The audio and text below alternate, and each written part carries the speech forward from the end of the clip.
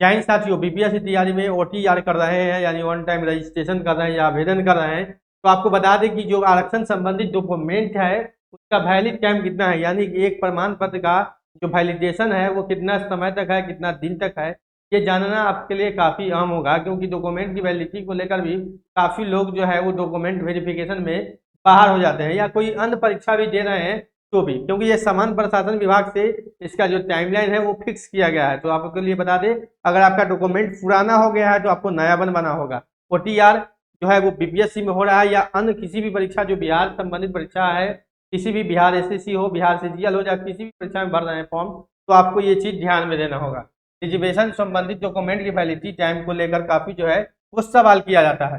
सबसे पहले बता दें कि इनसे निवास प्रमाण पत्र यानी आवासीय प्रमाण पत्र जिसको बोलते हैं रेसिडेंशियल प्रमाण पत्र, उसकी जो वैलिडिटी है वो नौकरी वाले मामले में 1 साल के लिए है। देखिए ऐसे तो भी ये बदलता नहीं है, लेकिन इन केस ये 1 साल के लिए जो है वो वैलिड है, यानी 1 ईयर। ठीक है, निवास प्रमाण पत्र जो है वो 1 ईयर के लिए वैल्यू रहता है पूरी तरीके से, इसमें कोई भी नहीं है। ऐसे जो जिनका निवास बदलता ही नहीं है उनके लिए तो ये फिक्स है, लेकिन आप नौकरी वाले मामले में डॉक्यूमेंट अपलोड करते हैं तो ये 1 साल से पुराना नहीं डालेंगे। ठीक है, वो अच्छा रहेगा। जाति प्रमाण पत्र बदलता नहीं है, एक चीज मान लीजिए, जाति प्रमाण पत्र की वैलिडिटी जो है वो लाइफ टाइम दिया गया है, लेकिन लेकिन आप इसमें डॉक्यूमेंट अगर चाहते हैं फ्रेश अपलोड करें तो 1 साल का अपलोड कर सकते हैं, या आपके पास पुराना भी होगा, ये ओल्ड भी होगा तो भी चलेगा, यानी कि पुराना भी चल सकता है, ओल्ड डॉक्यूमेंट भी ये चल सकता है, इसमें कोई भी नहीं है, ये मान्य है, वैलिड है पूरी तरीके से। लेकिन अगर आपका मन है तो आप बनवा लेंगे। ठीक है, आय प्रमाण पत्र की बात बोले तो ये 6 मंथ है यानी 6 महीने के लिए है। आय प्रमाण पत्र ये 6 महीने के लिए वैलिड होता है। आय प्रमाण पत्र 6 महीने के लिए ही वैलिड होता है। आय प्रमाण पत्र होगा वो 6 महीने का वैलिड होगा। और यहाँ पर देखेंगे एनसीएल प्रमाण पत्र या ईडब्ल्यूएस प्रमाण पत्र, जो कि ओबीसी के आरक्षण के लिए एनसीएल लगता है, ओबीसी हो या ईबीसी। ठीक है, ओबीसी हो या ईबीसी हो उनके लिए एनसीएल प्रमाण पत्र लगता है, जिनका वैलिडिटी टाइम जो है वो 1 साल है, यानी 1 ईयर। 1 ईयर के बाद बता दें कि ईडब्ल्यूएस प्रमाण पत्र जो कि यूआर के अभ्यर्थी हो और आर्थिक रूप से अगर कमजोर है, आर्थिक रूप से कमजोर है तो रिजर्वेशन का लाभ लेने के लिए ईडब्ल्यूएस प्रमाण पत्र, जहां की कुल सीटों का 10% सीट जो होता है वो ईडब्ल्यूएस के लिए रिजर्व होता है, किसी भी नौकरी में या किसी अन्य मामले में भी। तो आपको बता दें कि ईडब्ल्यूएस प्रमाण पत्र बनाने के लिए भी आपको सारे डॉक्यूमेंट की आवश्यकता होती है, आय प्रमाण पत्र, जाति प्रमाण पत्र, निवास प्रमाण पत्र।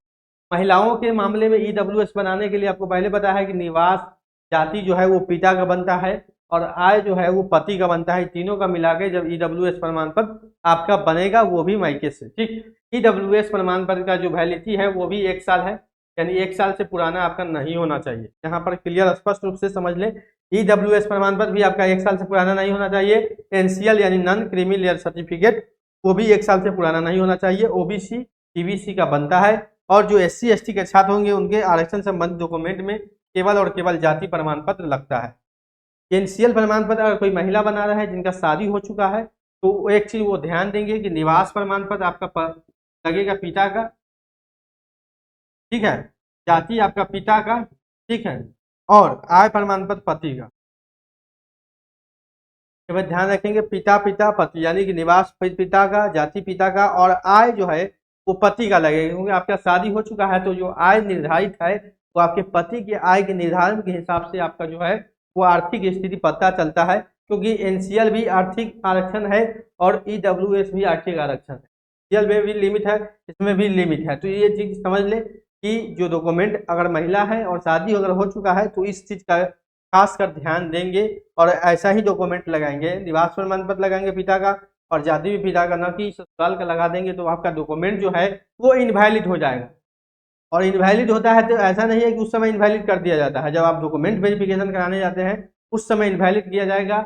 और अगर आपका scoring cut off mark reservation में आया है और आपका रिजर्वेशन डॉक्यूमेंट इनवैलिड होता है तो कहीं ना कहीं आपको नौकरी से निकाल दिया जाएगा, यानी आपका रिजल्ट होने के बाद भी आप उस बहाली से बाहर हो जाएंगे। तो इस चीज के खास ध्यान देंगे। जो भी प्रमाण पत्र है उसका वैलिडिटी टाइम है, अभी तक बीपीएससी का नोटिफिकेशन नहीं आया है, इस चीज को समझ लें। तो ज्यादा प्रयास करें, जो भी लोग के पास 2025 में किसी भी महीने का डॉक्यूमेंट बना हो, 2025 का किसी भी महीने का डॉक्यूमेंट बना हो, वो लोग खासकर हम आपको बता देना चाहते हैं कि आप लोग इस साल का डॉक्यूमेंट बना ले, क्योंकि बीपीएससी का नोटिफिकेशन आया नहीं है, आजकल हो रहा है, हालांकि कब आएगा, परीक्षा का डेट प्रस्तावित है, तो कम से कम हम तो यही कहेंगे कि कम से कम 2026 का किसी भी महीने का है तो ठीक है, अगर नहीं है 2026 के किसी भी महीने का तो आप डॉक्यूमेंट बनवा लें। 10 दिन 15 दिन में डॉक्यूमेंट बनता है, अभी आवेदन होना शुरू भी नहीं हुआ है, ओटीआर हो रहा है, ओटीआर में आप डॉक्यूमेंट चेंज कर सकते हैं, ये सारा फैसिलिटी उसमें दिया गया है। आरक्षण संबंधित हो या कोई भी अन्य डॉक्यूमेंट भी आपको अगर चेंज करना है तो चेंज करने का ऑप्शन ओटीआर में वहां पर लॉगिन करके आप वहां पर कर सकते हैं। तो इस चीज को आप ध्यान देंगे, और डॉक्यूमेंट संबंधित कोई भी सवाल है आपका तो वीडियो के कमेंट में कमेंट करेंगे।